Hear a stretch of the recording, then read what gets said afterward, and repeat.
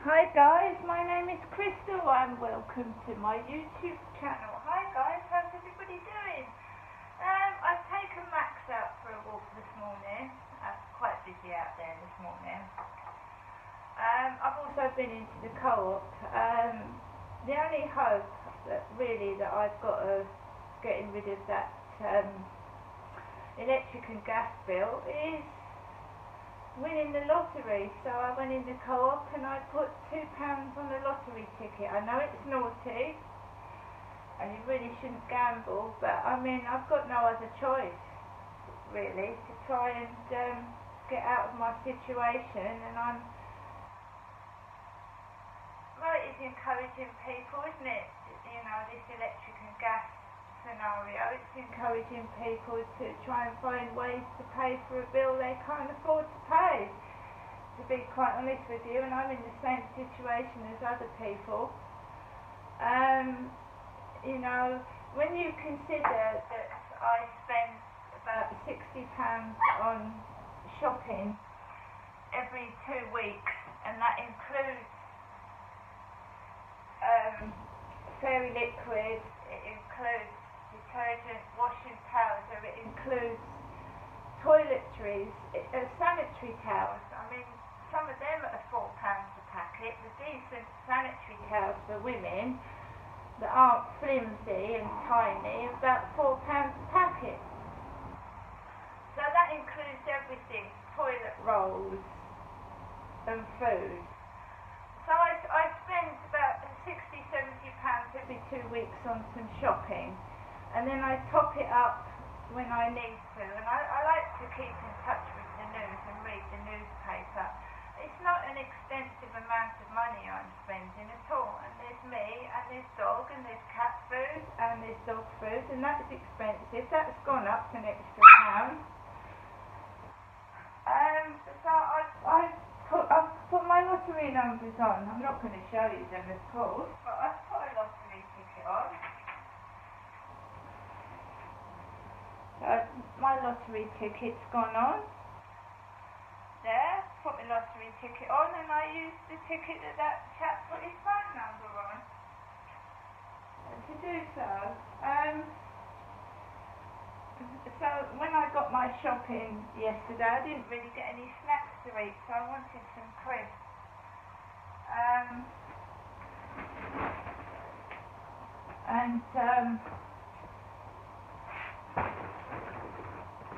What you get for your shopping is not a lot. The amount you pay is not a lot.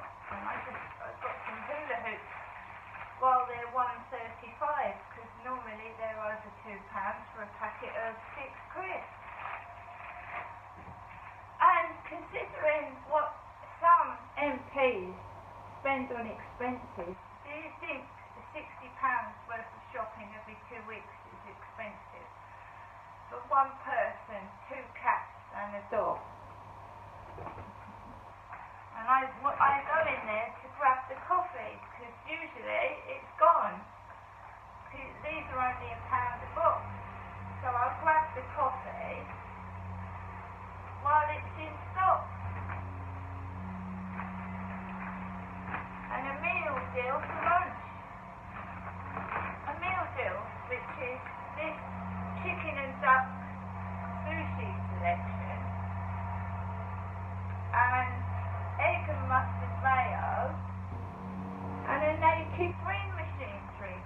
And you know, when you're on your own and you don't have much company, a newspaper keeps you in touch with everything, doesn't it? So this has gone up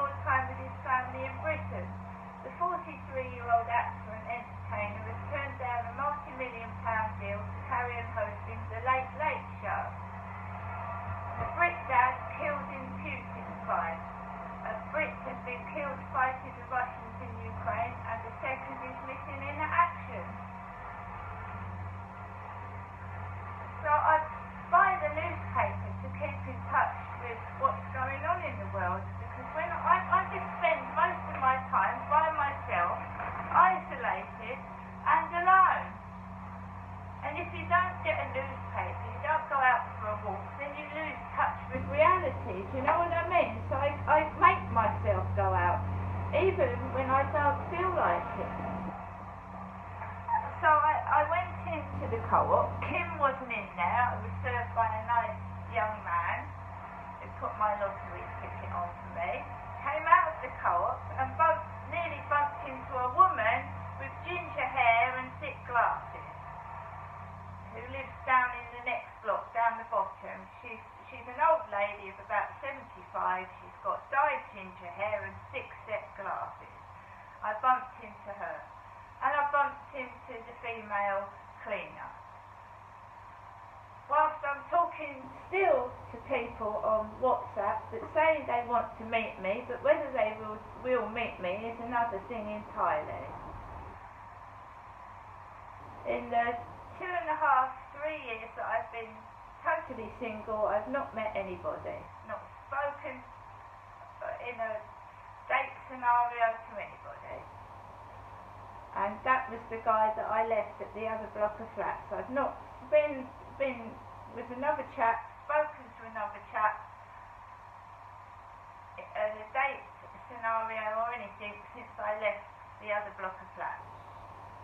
Right? And this will be the 3rd summer that I have lived in this block of flats with the builders still making noise, which they're still doing now, drilling under the balcony.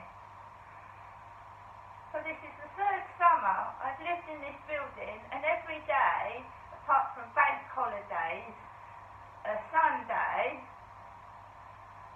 there's been noise every day where I'm living. And of course we live on the back of a train station, so you can hear the train announcements first thing in the morning, really loud.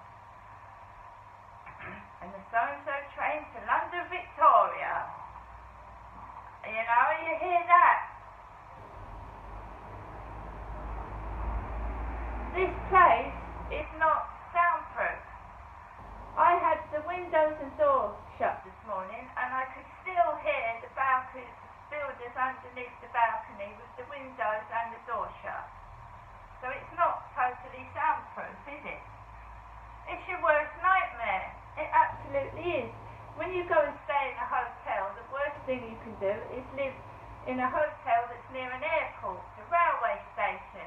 The builders wake you up first thing in the morning, at 6 in the morning, coming down with the bin truck. It's your worst nightmare. It's everything. It's not just one thing. It's everything that you can possibly imagine that you don't want.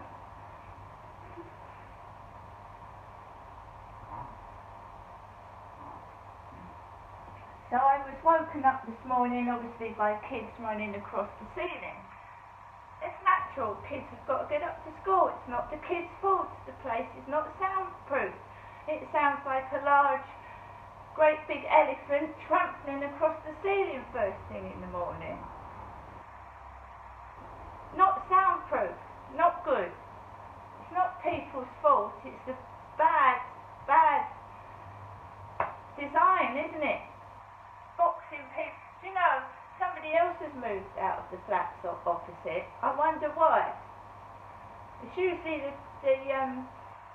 someone moved out of the ground floor flat, someone's moved out of the 2nd floor flat, and someone's moved out of the top floor flat. It's bloody noisy.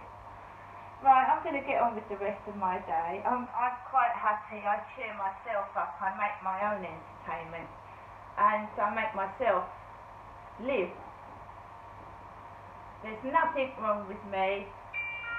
See you later.